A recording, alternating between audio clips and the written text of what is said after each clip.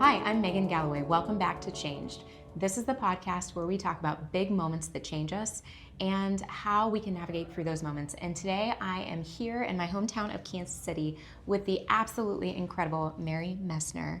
Mary, welcome. Thank you. I'm excited to be here. It's going to be so fun. And Mary is such an incredible human. I've just genuinely so enjoyed getting to know you over the last several years. And Mary is a keynote speaker based here out of Kansas City as well. She does incredible keynotes all about creativity. She has a TEDx that's recently released but already has amassed more than 10,000 views, which is amazing. And I think one of the most incredible things about Mary is she so seamlessly and gracefully, I think, has grown in your career, both as a human being, but also you're a mom of two young girls. And I'm just super excited to hear your perspectives and opinions today. Thank you so much for coming on. I'm thrilled. Excited to be here. Thanks for having me. Yeah. So first, just tell us a little bit about your background. And I think one of the big questions I have for you is your brand and your keynote is all about getting creative. Mm-hmm. What does creativity mean to you, and how have you come upon this definition? Yeah, so I'll start with the definition. And I'll say that I always tell people that creativity is the courage to keep going in a new and different way. So I think that blending that acknowledgement of courage directly into creativity is just massively important. And the reason for that is creativity feels for many people like it's something that they are not privy to, or that it's not for them. So a lot of times from the stage, I'll say, how many of you think that you are creative? And about half of the room will put their hands up and the other half won't. And usually it's because, one, they'll say, I'm just not creative. Like, I can't draw, I can't sing, I can't paint. So we'll come back to that. That's one group. The other one might say, I like creativity, but it's not something that I want to step into on a regular basis. Like, I like where I'm at, things are comfortable, don't move my cheese, let's just keep the status quo. And then the other two are the people that understand it, either the messy creativity, which is the world I live in, which means lots of sticky notes and voice memos to myself, things that don't always turn into action, but like my mind is always going. And then there's this magic group of people that can have the big ideas and can beautifully execute them. But for those first two categories who don't connect deeply with creativity, I do think it's because we are defining it as the product, like a creative product that we can touch or feel or hear or see, as opposed to the existence of creativity just in our everyday world. So the way that we solve problems, the way that we come up with new ideas for our personal lives, for our business lives, and to be able to embrace creativity in that way, I think that's a courageous act. To say, I'm gonna think about things differently. I'm going to take a chance here. I'm going to try something new and different and accept that it might succeed and it might fail. And both of those are okay because I took that courageous creative leap to put myself out there and give it a shot. Yeah, it almost feels more risky the way that you're talking about this creativity, because that's so much of like the people that we think of like traditional creative. They think outside the box. They're doing things that are considered riskier. Yeah. How have you come upon this definition? Like, what is it in your career that's led you to this place where you're like, man, I just wish more people would think about creativity in a different way? Yeah, it's interesting because I did not realize that this was how I operated. I kind of had to do some self-reflection on what it was that allowed me to go after the things I wanted to go after, and also not be worried about the failure that could happen, because that's always going to end up being, a risk when you're doing something that's new and different. I did work with a coach who helped me do a lot of self-reflection. This experience in and of itself was a creative experience. We got very woo-woo, I'll say, like lots of meditation. There was sound therapy, things that I just don't go after in my normal everyday world. But it gave me this gift of thinking and reflecting and asking myself questions about what is it that I do that allows me to accomplish what I want to accomplish, or at least try what I want to accomplish.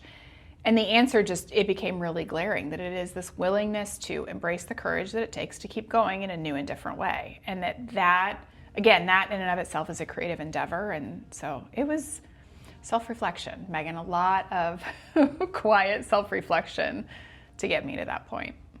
That's beautiful. And I think one of the things that I really like that you talk about too is the idea that you tried things that maybe wouldn't be what you would normally go for, but you trusted someone else to introduce them to you and experiment with something that maybe you're not initially attracted to. Like, a sound meditation or like those things are things that not everybody listening may immediately gravitate towards either. But it's more about like the idea of just trying and experimenting with new ways of being until you find what you need in that particular stage, it sounds like. Yeah, okay. You got it. Cool. Absolutely. That's amazing. Okay, so the podcast is all about how we change. And the big question that I ask all of the guests is, what is the one moment that's changed you most as a human being? Yeah, becoming a mom. I mean, that's my absolute specific, clear answer for me. The part that has changed me the most is becoming a mom. And before I go any further, I want to just be very clear for anyone that's listening. Becoming a mother or not becoming a mother or choosing to have children or the journey that someone's on to have children, that is a deeply personal experience. So when I talk about my experience of becoming a mom, it is just my experience. And I want to be very careful to make sure that no one interprets that as any type of a roadmap for what it looks like to become a mom or not become a mom or go down that whole path of parenthood. And I'm clear about that because one of the things that I think that this is the kind of antithesis to creativity is this idea of conformity, of assuming that there is one way we're supposed to operate and one path that we're supposed to go down. And especially with motherhood, it becomes a really, really slippery slope. So I'm just putting it out there as the disclaimer in big, bold letters. This is my unique experience, and everyone is entitled to their own on that whole journey. Thank you so much for saying that, because I think that especially with the prevalence of social media now, it feels as though we're supposed, as mothers or as not, like as human beings, supposed to fit in some specific molds now about, because there's so much information out there about how to do things in the right ways, whether it's parenting or something else. But I think with your example here in particular, as a fellow mom, I think that's one of the hardest parts for me right now about being a mom in our day-to-day is the information overload and also like the influence of seeing the way that other people parent, but in large volumes that make me feel like I have no idea what I'm doing because everybody else has it figured out, but I don't, right? Like there's that really real feeling that I think occurs for a lot of people. Yeah, and none of us have any clue what we're doing. No, isn't that so true? That's the reality of it, is none of us have done this before.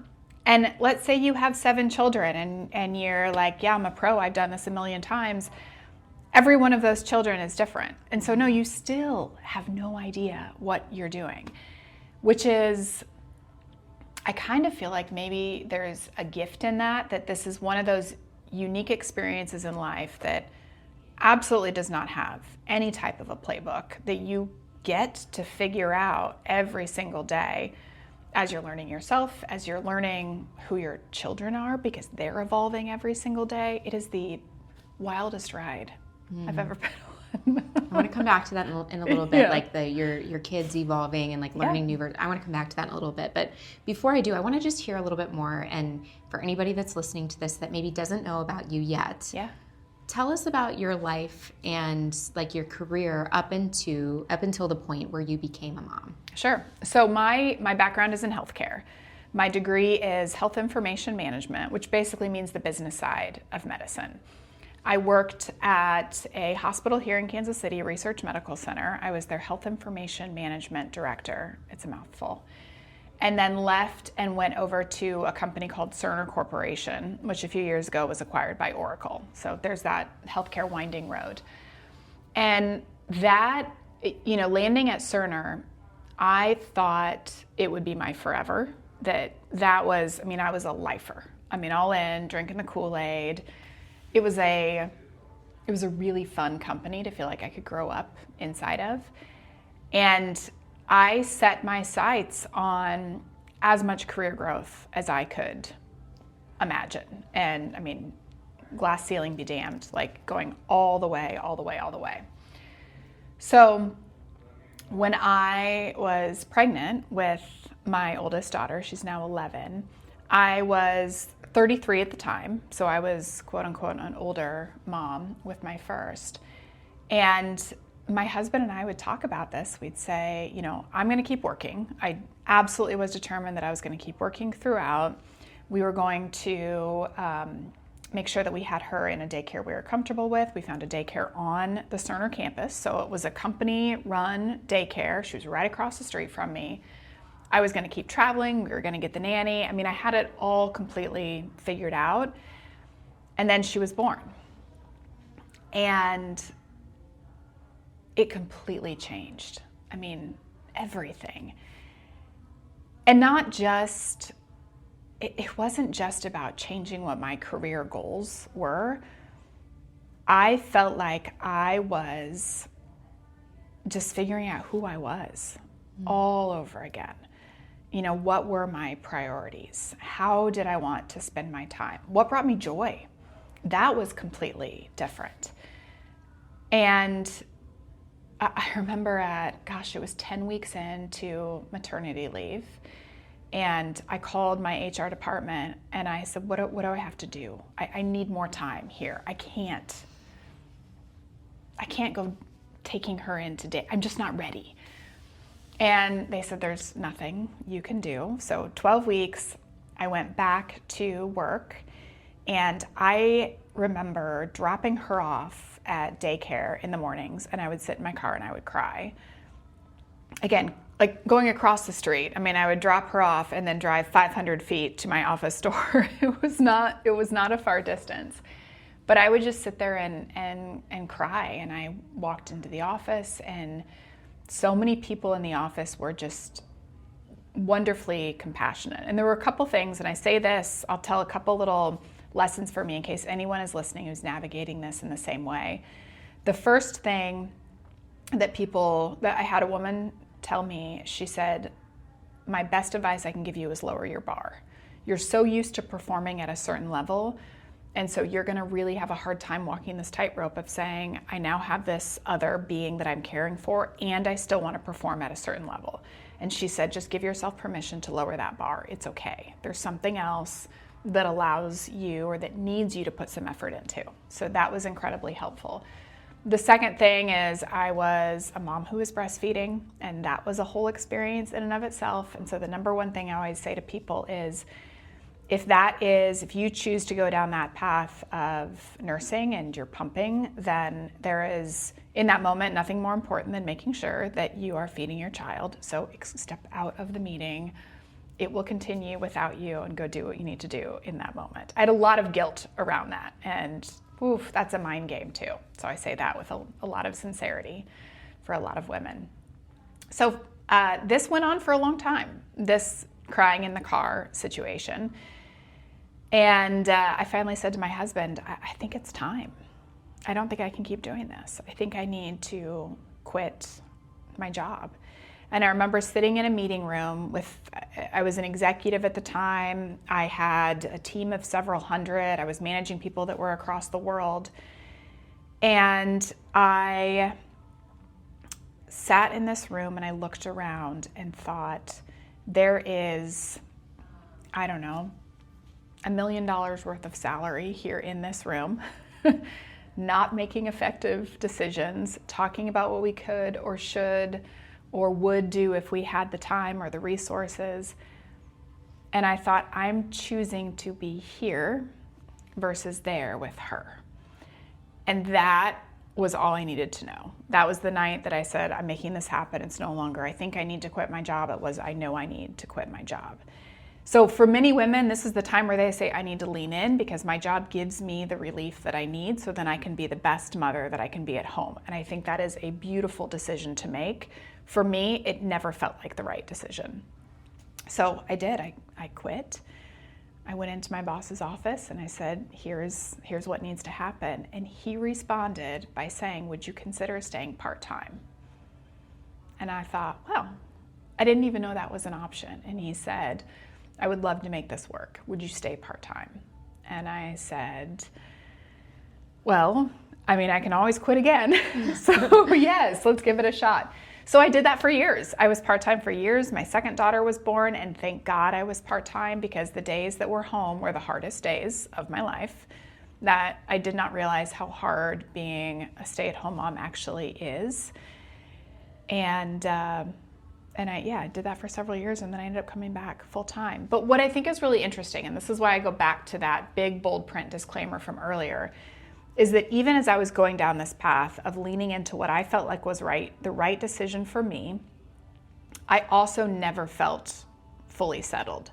I saw, just like we see on social media now, I saw the moms that were doing the library story time and taking their kids to art classes and playing with their children. I don't like to play with my children. I love my children. I don't like to just sit down and play.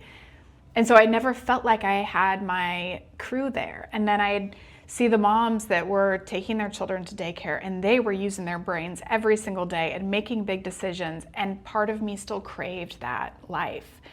And then there was this other half where I felt like I was just me and my kids, and we'd run errands together, and I felt like I had my little buddies that were palling around with me. But every one of those places felt great and ostracizing all at the same time. And I say all of that, you go back to the question of what changed you the most. It was those little moments that reminded me that we're always seeking, we're always discovering, we're always exploring, we're always looking for new ways to navigate life and try new things, and that we get the gift of exploring what that looks like for each of us as individuals. Not what it looks like for the different people that appear to have it all figured out, but for us and who we are. I think one of the things that you're talking about that's really important, that I think a lot of people experience, but we maybe don't talk about very much, is that feeling that you're describing of like the in-between, where, like you said, you knew you were making the right decision, but the right decision felt hard, and you didn't quite feel like you belonged like anywhere, yet you knew you belonged with your daughter during that in part-time capacity. I mean, I think that happens to a lot of us as we go through life transitions overall, where or even, like, I feel that way sometimes, you know, when we go through life changes and then our friendships change. Yes. Or our relationship with our family changes, or our relationship with work changes. And all of a sudden, those people or things mean different things than they did to us before, but we don't know what they are yet. What advice would you have for somebody that's feeling like that right now? That whether it's like in the process of parenting, or, you know, they're in a different stage of life where something feels right but unsettled, and they feel that limbo in between feeling. Yeah. What do you do? You know, I don't think we navigate it alone. So I'll create balance against what I said earlier, that for each of us, it's an individual journey and it's an individual experience. And I think if we can acknowledge that our experience is unique, we can stop seeking the perfect path from someone else, from watching people on social media or by just observing what other people that you know are doing. But I do think the way that we can navigate this together is by allowing a sense of openness. So there's a phrase that I love to use, and I'll share it here too, and it's simply help me think through this. And the reason why I use that phrase to the point where my husband rolls his eyes at me with the frequency, but it is not asking someone else to solve something for you. It's not asking someone else to tell you what to do or give you the answer or the 5-step plan to becoming a woman who succeeds in motherhood, because none of that stuff exists. If you turn to someone and just say, here's what's true for me right now, and I know there's other things that are true for you right now, but what's true for me is this. Will you help me think through this? All you're doing is inviting conversation. You're asking for someone's thoughts and ideas. You're not asking for an answer. You're not asking for a solution. You're just inviting conversation. And I think in my experience anyway, that has opened the doors to different possibilities. It's allowed me to look at my own experience in a new light, to find my own answers to what the best next steps are. And so that's what I would say. Lean into the people around you, not for answers or for how to do things, but just as an invitation to help you think through things. Yeah, because I do believe like going through those types of periods when you have those feelings of not belonging or feeling stuck or in between or however you want to describe that feeling where like an old identity you have is breaking, yet you've not yet found this new one that feels like wholly you. It's lonely to be in that space, because I think when you don't feel like you belong to yourself, it's hard to feel like you belong to anybody else. Yes. Well, I think that one of the best ways to find ourselves again is through the lenses of the people around us. Not necessarily that they need to tell us exactly who we need to become, to your point, but to help us process through that, to, I think, reassure us of the parts of us that aren't changing, of who we are that's like still grounded and real and true. Because I think especially when we're going through hard, big transitions in life, it's really easy to feel like nothing is going right and everything is untethered. And a lot of times there's a lot of stuff that's still as it's always been. We just, I don't know, we forget that when we're going through the depths of the intensity of going through these big life transitions. Well, and I think there's a vulnerability in what you just described. Like it's lonely, it feels vulnerable, it feels scary. Again, it feels like everybody else has it figured out. But when you do open the door to those conversations, nobody else does have it figured out. It's what we said earlier, that it is, you could do, if we look at the example of motherhood, or if you look at the example of entrepreneurship, there are no two paths that are the exact same, and they shouldn't be. Otherwise, you're just recreating something that's already out there. But the more that you are able to lean into that vulnerability and again say, here's what's true for me right now, I think you'll find that's pretty true for a lot of people in their own way. And you now get to create this almost reciprocal support system that helps you think through whatever you're going through. They can help you think through whatever they're going through. I think the result of that level of vulnerability is always a strengthening across the board. Yeah, and honestly, that's something I found with you, Marian, like in my entrepreneurship journey. There's been many times where you and I have sat down in a coffee shop and said like, okay, here's what we're thinking about this, and I maybe have this part figured out, I want to share it, or I have no idea here. Will you help me think through this? And I think that it does take a lot of vulnerability to admit that you don't know. Yeah. And also a lot of trust in the other person to say, like, I see you and I want to open up for your help. Yes. And I think it is a trust building, like it builds friendships, you know, and relationships with people when we're able to do this. But I don't think it's what's common for most people, like when we're feeling this way, to be like, you know what I really need is I need a heart-to-heart with somebody. That's going to make me feel great, you know? Well, it's so interesting. And you and I can relate to this deeply because as solopreneurs, as business owners, we have a persona that we put out into the world so that the people who want to hire us are like, man, those gals, they got it figured out. They're so confident. We need them on board. Yes, but the unintended consequence of that is that other people who are also solopreneurs and want to do their own thing, and that hopefully we're inspiring to do their own thing, are also potentially having their own self-doubt by saying, Megan's out there, she's doing this podcast thing, she's got it all figured out, Mary's on those stages, and oh my gosh, I could never do that. And then we have a conversation like this, and we record it, and we share it, and it gives a little bit of insight to people to say, actually, every day is a new adventure. And every day we're screwing something up. And every day we're finding a new path forward. And every day we're finding a little bit of success. And that's the normal course.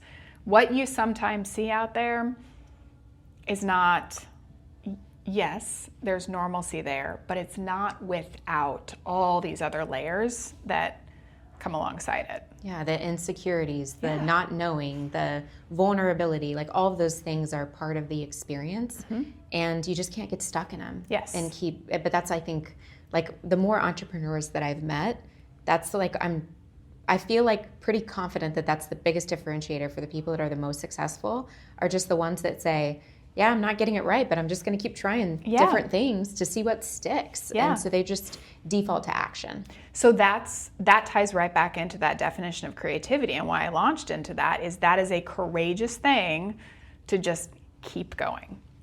And so the transparency behind that, I applaud you for creating a space like this for someone like me to come in and talk about it, and your other guests to come in and talk about it, because it's normalizing something that people don't talk about enough. Yeah, thank you. Thank you for saying that. Yeah. Okay, so I want to go back to something that you said a little bit earlier on when you were talking about, your changed moment. And you said something to the effect of like, and as you're parenting your kids, you also have to figure out who they are anew every day because they're also changing. And I think that that's like one of the things that's most fascinating about our relationships with people on this earth. Like whether it is you as a child with your parent, whether it's you with your spouse, whether it's you as a parent to your child, whether it's you with your friends who you change with, or a boss that you have that's changed a lot over 10 years that you work together, is that I feel like so many times our brains are wired to like put people into a box of here's who they are as human beings, and then we never take them out of that box, and yet they grow out of that persona. How do you think about this?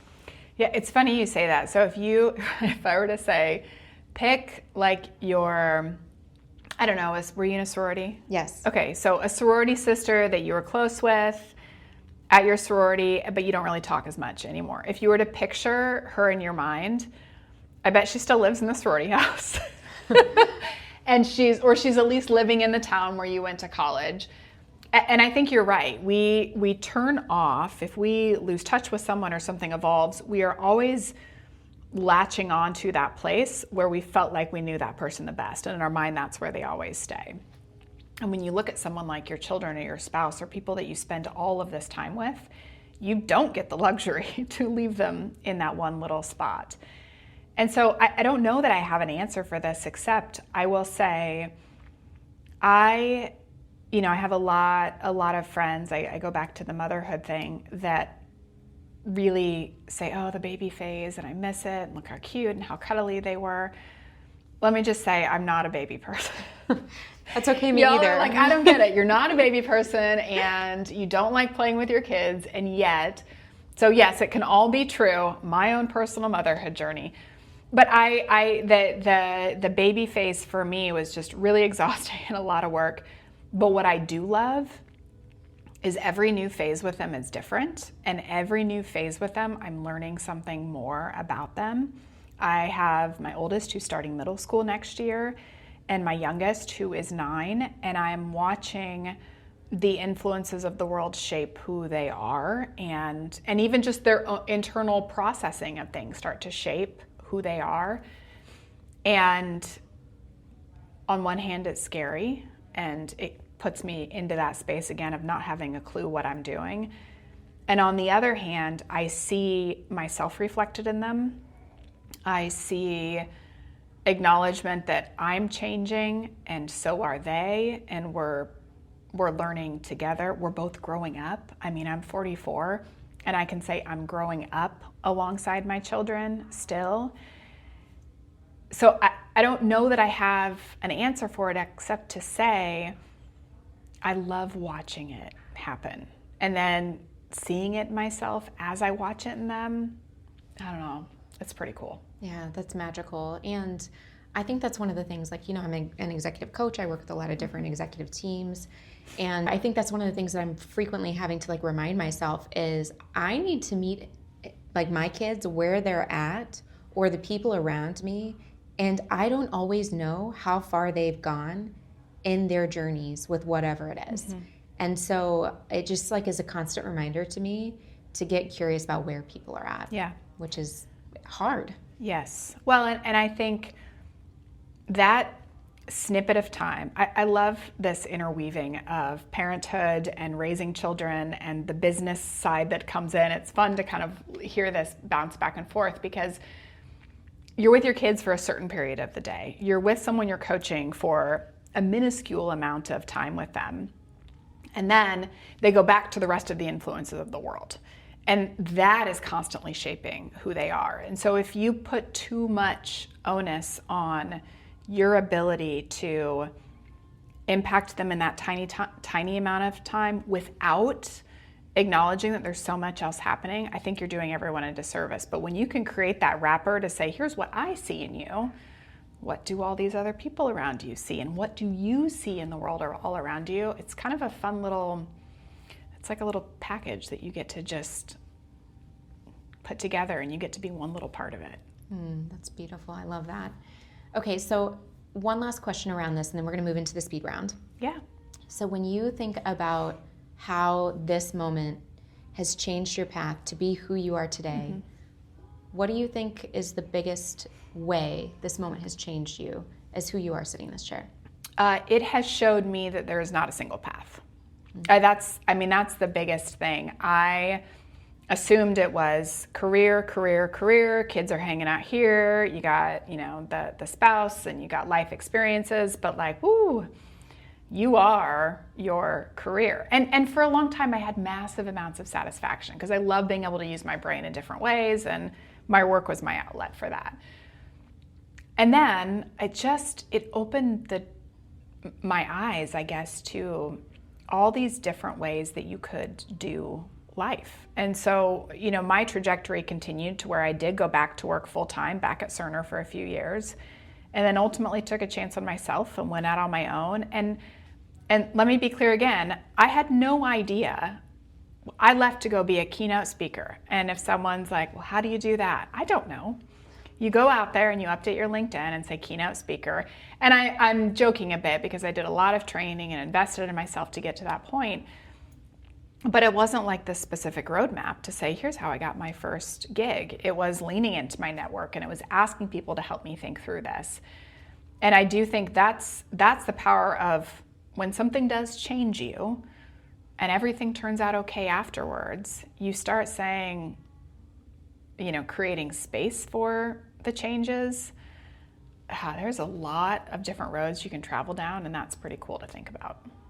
And you're still learning. And yes. Like the paradoxical tug of both of those things together that you embrace so wholly is beautiful. Thank you. Do a nice job of that. Thank you. I would love to do a speed round with All you. right. So first question is, what is one thing that you used to hate, but now you love it? Or it could be the opposite way. Maybe you used to love it, now you hate it. Well, I'll say public speaking, which is... What? I know. So how much speed do I have to put into these answers? I'll do my best here. When I was in college, I had a speech class, as many of us take. And first, when I used to speak, my mom would joke that I would call our house if I had to get a hold of my parents, and this was before cell phones, and I would leave a message on the answering machine like we had back in the days where you'd press the button and someone would share their recording. And my mom used to joke that she would say, you leave voice messages and I have no idea what you said because you talk so quickly. And so I would get up in speech class and I would be terrified, like pee my pants nervous kind of a thing, if you know what I'm talking about. And I'd get up there and a 5-minute speech that I'd practiced would be a 60-second speech, and then I would run off stage terrified. Absolutely hated it. And then the thing that changed for me in that is I went from having to give a speech that was assigned by someone else into my first professional world where I had to start speaking on some, healthcare related topics to teams of physicians and clinicians. And it was stuff that I knew about and I was an expert on, and I saw the value in sharing with an audience. And suddenly I understood the point of public speaking, and it became something that I could lean into more so. But yeah, I hated it. I think that's so funny that now you've ended up in this space, this pathway, and you're so brilliant at what you do now. Thank you. Oh my goodness. Okay, and then is there a book or a movie that has totally changed you? Long ago, I read a book called, it was The Fountainhead by Ayn Rand, so well-known book. and lots of lessons that live inside that book. But for me, the biggest thing that I took away from that is the whole story is centered around a person who, it's about a newspaper, the evolution of a newspaper. And this guy started working for the company as the newspaper delivery boy. And then he went on to be the CEO of the company. And it was this really interesting, and I'm simplifying this book big time, but it was this really interesting lesson on how you could grow and evolve your career with experience, with hard work, with trying new things, with being open to change. And for me, it solidified that was something I desired from a career. I wanted growth, I wanted challenge, I wanted mental intrigue, I wanted to have the ability to try new things, to see where they would take me. And it was the first time that I could read a book, and I think I was 19 or 20 when I read this, but it was the first time that I read something and it created such clarity to say that professionally is what I am seeking. Thank you for sharing that. I would love to hear a little bit more. The last thing in our speed round. Yeah. You just did a TED Talk. Yeah. It's amazing. Yeah. What do you want to share with the people that are listening about your TED Talk? Yeah, so the TEDx came live at the end of October, and a lot of people ask about it. They'll say, how did you get it? And that was really just through my network, which was incredible. I feel very lucky the way that it all came together. But I think the part that's really important for everyone to understand is, and this applies not just to a TED Talk, this is just anytime you put yourself out there publicly, is this vulnerability that comes alongside it. And we talked about vulnerability a little bit earlier too. And I had to muddy my way through that to say, I just created something that I feel really proud of, and it's going to go on the internet, and it's going to live there forever, and people are going to watch it, and they're going to form opinions about it. And so I spent a lot of time thinking about that emotional state and some of the fear that came along with that. And here's what it came down to for me. I think we can stop ourselves from doing things with the fear of saying, what if someone hates it? And someone will hate it. And that's not a self-deprecating statement. Someone will hate it. There's actually a lot of freedom in that, because if that is true, then the opposite is also true. It's not what if someone loves it, it is someone will love it. And that, I go back to creativity being the courage to keep going in a new and different way. For me to acknowledge that someone will always disagree with what you're doing and think that what you're doing is wrong, or how you're acting or behaving or wearing or believing, any of those things, there will be someone that will disagree with it. But for that to be true, you also have to acknowledge that there is someone who will love what you are doing and stand beside you and cheer for you and go all in for you, because that's who we get to be as humans. We get to live across that full spectrum, and that gave me a massive amount of courage. It's like the definition of living in abundance instead of your fear. Yes. That's wonderful. Well, thank you so much, Mary, for Yeah. joining me today. Thanks This for has having been me. absolutely lovely. And full transparency in the especially when we're talking about like failing and moving forward. This is actually our re-record of this, because the first time it stopped recording after 5 minutes, and we didn't realize until we were already done recording. And you know what? It was my first time using all of the new gear. Yeah. And I'm so glad that we did it. And this was an even better conversation having gone through it again. So thank you so much, Mary. Absolutely. Where is the best place to get in touch?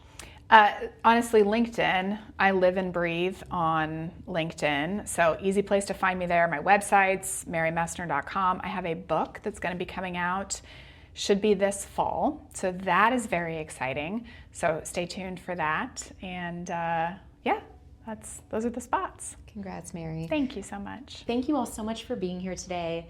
We so appreciate you being here on Changed. I'm really hoping that you took something away in these moments of big transitions, for you deciding how you want to journey through, especially if you're in a period of an in-between where it feels really hard, but there is something waiting on the other side. And as Mary says, a lot of times it just takes that courageous next step into the unknown for you to discover what's really possible on the other side. Thank you for being here. Thank you so much for joining me today on Changed. I hope this story sparks something in you. Maybe a reminder of your own growth, or a new perspective on where you're headed. Remember, change doesn't have to be something that you're scared of. It's an opportunity to become more of who we're meant to be. If you enjoyed this episode, please subscribe, share, and leave a review. Your story is unfolding, and we can't wait to see where it takes you. Until next time.